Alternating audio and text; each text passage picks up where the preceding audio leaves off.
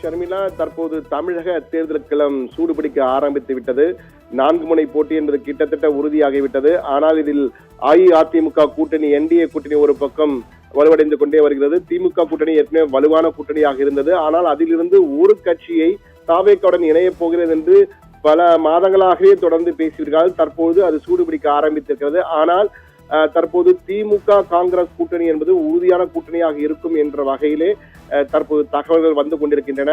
அதற்கு காரணம், காங்கிரஸ் நேற்று கூட காங்கிரசின் மேலிட சோடங்கர் பேசும் பொழுது இன்னும் நாங்கள் கூட்டணி முதல் கட்ட சந்திப்பை நாங்கள் நடத்திவிட்டோம், ஆனால் இன்னும் திமுக எங்களை அழைக்காதது ஏன் என தெரியவில்லை என கேள்வி எழுப்பியிருந்தார். இந்த சூழ்நிலையில் திமுக சார்பிலே இன்று கனிமொழியின் மூலமாக முதற்கட்ட பேச்சு டெல்லியிலே நடைபெற வாய்ப்பு இருக்கிறது என்ற தகவல் வந்திருக்கிறது.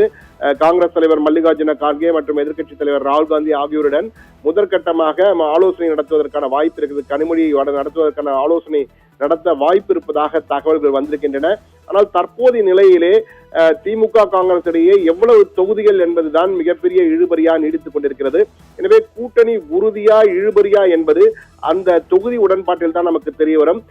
தற்போது நம்ம ஒரு வரைகலை நமக்கு கிடைத்திருக்கிறது. தற்போது திமுக மேலிடத்திலும் அதே போன்று காங்கிரஸ் மேலிடத்திலும் உள்ள நிர்வாகிகளிடம் சிலரிடம் பேசிய பொழுது அந்த நிர்வாகிகள் தெரிவித்த கருத்துக்களை அடிப்படையிலே இந்த வரைகளை நாம் கொடுத்திருக்கிறோம்.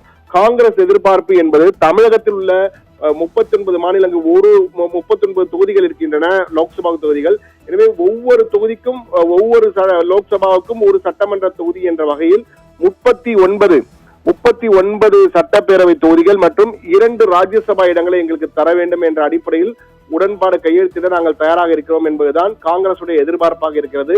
50, 60 என்றெல்லாம் கூறினார்கள். ஆனால் தற்பொழுது அந்த பல்வேறு கட்சித் தலைவர்கள், பல்வேறு முன்னணி நிர்வாகிகள் கலந்து பேசி 39 சட்டப்பேரவை தொகுதிகள் மற்றும் ராஜ்யசபா இடங்கள் 2 என்ற வகையிலே நாங்கள் தயாராக இருக்கிறோம் உடன்பாட்டிற்கு என்ற வகையிலே காங்கிரஸ் தரப்பிலே எதிர்பார்ப்பு இருக்கிறது. இதை வைத்துதான் பேச்சு நடத்தப் போகிறார்கள். ஆனால் திமுகவை பொறுத்தமட்டு திமுக 2 வகையான பிளான்களை வைத்திருக்கிறது. ஒன்று, கடந்த முறை போன்று இந்த முறையும் 25 சட்டப்பேரவை தொகுதிகள், கடந்த முறை 1 ராஜ்யசபா தொகுதி கொடுத்தார்கள், இந்த முறை 2 கொடுக்கலாம். 25 சட்டப்பேரவை தொகுதிகள், 2 ராஜ்யசபா இடங்கள் பிளான் ஏ. ஒருவேளை எங்களுக்கு தொகுதிகள், சட்டப்பேரவை தொகுதிகள் அதிக வேண்டும் என்று காங்கிரஸ் தொடர்ந்து வலியுறுத்தினால் 30 சட்டப்பேரவை தொகுதிகள், 1 ராஜ்யசபா இடம் என்ற வகையிலே 2 வகையான பிளான் ஏ, பிளான் பி என்ற 2 யோசனைகளை வைத்திருக்கிறது. இதில் எந்த யோசனைக்கு அவர்கள் உடன்படுகிறார்களோ அதற்கேற்ப உடன்பாடு கையெழுத்திடலாம் என திமுகவின் முன்னணி நிர்வாகிகள், தலைமையகத்தில் உள்ள முன்னணி நிர்வாகிகள் இந்த தகவலை பகிர்ந்தார்கள். ஆனால் உடன்பாடு ஏற்படும் போதுதான் நமக்கு உறுதியான தகவல் தெரியும். ஆனால் 30 இடங்களுக்கு மேல் காங்கிரசுக்கு வழங்கப்படுவதற்கான வாய்ப்புகள் இல்லை என்பதுதான் திமுக தலைமையகத்தில் உள்ள தகவல்கள் உறுதியாக தெரிவிக்கின்றன. காங்கிரஸ் கட்சியை பொறுத்தவரை கடந்த முறை 25 இடங்கள் கொடுத்து 18 இடங்கள் தான் வெல்ல முடிந்தது. எனவே இந்த முறை திமுக அதிக இடங்கள் போட்டியிடும், அதே மற்ற கட்சிகளுக்கும் உரிய தொகுதிகளை கொடுக்க வேண்டும் என்பதால் 30 இடங்களுக்கு மேல் கொடுப்பதற்கான வாய்ப்புகள் இல்லை. ஒருவேளை 30 இடங்கள் என்றால் 1 ராஜ்யசபா இடம், 27 இடங்களுக்கு ஒப்புக்கொண்டார்கள் என்றால் 25 பிளஸ் 2 ராஜ்யசபா இடங்கள் என்ற வகையிலே பேச்சை நடத்துவதற்கு திமுக திட்டம் வைத்திருப்பதாக நமக்கு தகவல் கிடைத்திருக்க. பிளான் ஏ, பிளான் பி என்ற 2 பிளான்கள் வைத்திருக்கிறார்கள். ஆனால் காங்கிரஸை பொறுத்தமட்டிலே 39 சட்டப்பேரவை தொகுதிகள், 2 ராஜ்யசபா இடங்கள் என்ற வலியுறுத்துவதற்கு தாங்கள் தயாராக இருப்பதாக காங்கிரஸ் தரப்பிலே தெரிவிக்கிறார்கள்.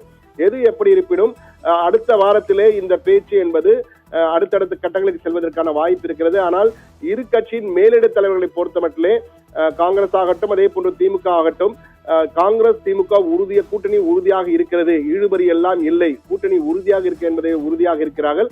ஆனால் இந்த தலைவர்கள், இரு கட்சியின் தலைவர்கள், குறிப்பாக காங்கிரஸ் கட்சியில் உள்ள ஒரு சில தலைவர்கள் தொடர்ந்து இந்த பல்வேறு கருத்துக்களை தொடர்ந்து பேசுவார். தாவேக்குடன் செல்ல வேண்டும் என்ற வகையிலே வெளிப்படையாக சொல்லாமல் திமுக கூறிய இடங்களை கொடுக்கவில்லை, எவ்வளவு நாங்கள் எங்கள் சார்பிலேயே அவர்கள் செல்வார்கள் என்றெல்லாம் தொடர்ந்து பேசிக் கொண்டு இருப்பது திமுகவை கோபப்படுத்த வகையில் இருப்பதாக தகவல்கள் வருகின்றன. அதே போன்று திமுகவிலும் ஒரு சில தலைவர்கள் பேசினால் திமுகவில் நேற்று திட்டவட்டமாக ஒரு அறிக்கை RS பாரதியின் மூலமாக வெளியிடப்பட்டது.